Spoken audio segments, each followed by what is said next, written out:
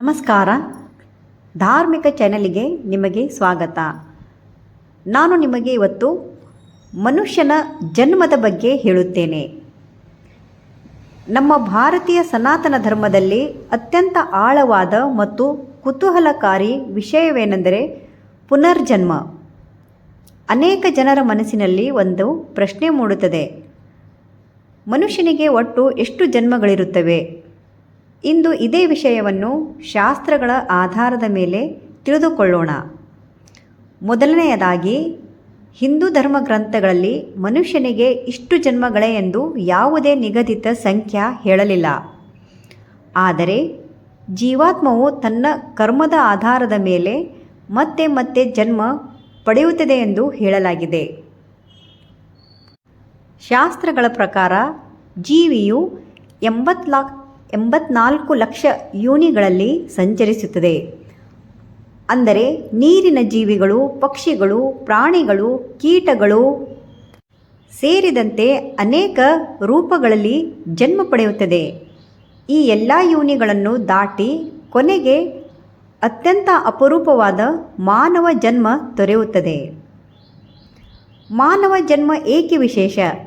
ಏಕೆಂದರೆ ಮನುಷ್ಯನಿಗೆ ಮಾತ್ರ ಧರ್ಮವನ್ನು ಆಚರಿಸುವ, ದೇವರನ್ನು ಆರಾಧಿಸುವ, ಒಳ್ಳೆಯ ಕರ್ಮ ಮಾಡುವ ಮತ್ತು ಮೋಕ್ಷವನ್ನು ಪಡೆಯುವ ಅವಕಾಶವಿದೆ.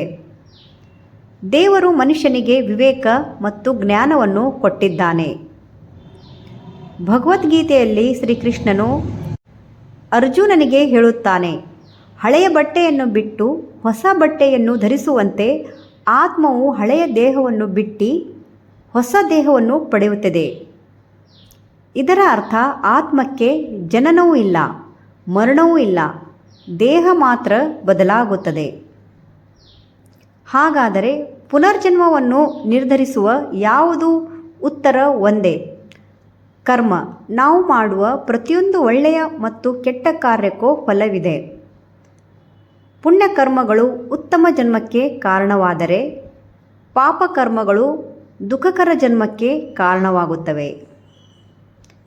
ಕೆಲವರು ಹೇಳುತ್ತಾರೆ, ಮಾನವ ಜನ್ಮ ಸಿಕ್ಕ ನಂತರ ಮತ್ತೆ ಮನುಷ್ಯನಾಗಿಯೇ ಹುಟ್ಟುತ್ತೇವೆ. ಇದಕ್ಕೆ ಶಾಸ್ತ್ರಗಳ ಉತ್ತರ, ಅದು ನಮ್ಮ ಕರ್ಮವನ್ನು ಅವಲಂಬಿಸಿದೆ. ಒಳ್ಳೆಯ ಕರ್ಮ ಮಾಡಿದ್ದರೆ ಉನ್ನತ ಸ್ಥಿತಿ, ದುಷ್ಕರ್ಮ ಮಾಡಿದರೆ ಕೆಳಗಿನ ಯೋನಿಗಳಲ್ಲಿಯೂ ಜನ್ಮ ಪಡೆಯುವ ಸಾಧ್ಯತೆ ಇದೆ ಎಂದು ಪುರಾಣಗಳು ತಿಳಿಸುತ್ತವೆ.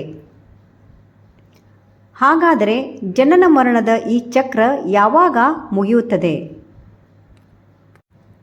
ಉತ್ತರ, ಮೋಕ್ಷ. ಮೋಕ್ಷ ದೇವರ ಭಕ್ತಿ, ನಿಷ್ಕಾಮ ಕರ್ಮ, ಸತ್ಯ, ದಯ, ಧರ್ಮ ಮತ್ತು ಆತ್ಮಜ್ಞಾನದಿಂದ ಮನುಷ್ಯನು ಮೋಕ್ಷವನ್ನು ಪಡೆದು ಪುನರ್ಜನ್ಮದ ಚಕ್ರದಿಂದ ಮುಕ್ತನಾಗಬಹುದು. ಆದುದರಿಂದ ಈ ಮಾನವ ಜನ್ಮವನ್ನು ವ್ಯರ್ಥ ಮಾಡಬಾರದು.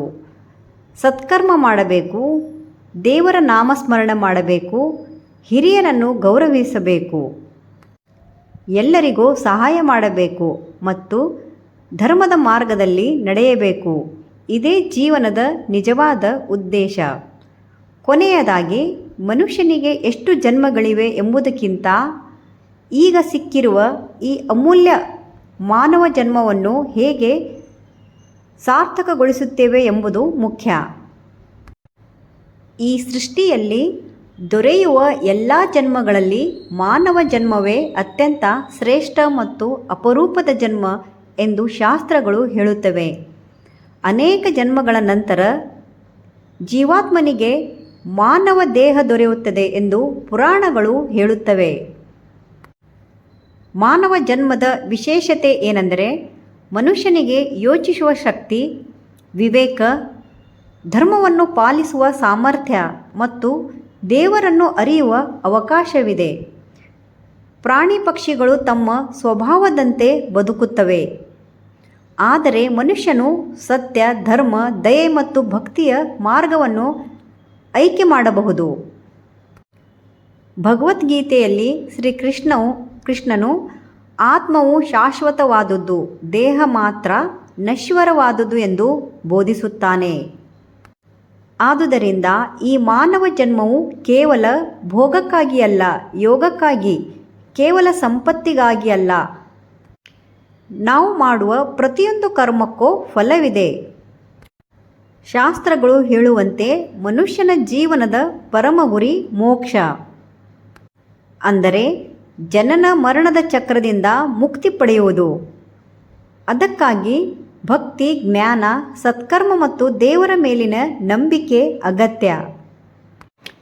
ಆದುದರಿಂದ ಈ ಅಮೂಲ್ಯ ಮಾನವ ಜನ್ಮವನ್ನು ವ್ಯರ್ಥ ಮಾಡಬೇಡಿ. ಪ್ರತಿದಿನ ಒಂದು ಒಳ್ಳೆಯ ಕೆಲಸ ಮಾಡಿ, ದೇವರನ್ನು ಸ್ಮರಿಸಿ, ಸಮಾಜಕ್ಕೆ ಉಪಕಾರ ಮಾಡಿ ಮತ್ತು ಜೀವನವನ್ನು ಸಾರ್ಥಕಗೊಳಿಸಿ. ಮಾನವ ಜನ್ಮವು ದೇವರ ಅತ್ಯಮೂಲ್ಯ ವರ. ಅದನ್ನು ಧರ್ಮ, ದಯೆ ಮತ್ತು ಭಕ್ತಿಯಿಂದ ಸಾರ್ಥಕಗೊಳಿಸುವುದೇ ನಮ್ಮ ಜೀವನದ ನಿಜವಾದ ಯಶಸ್ಸು. ಧನ್ಯವಾದ.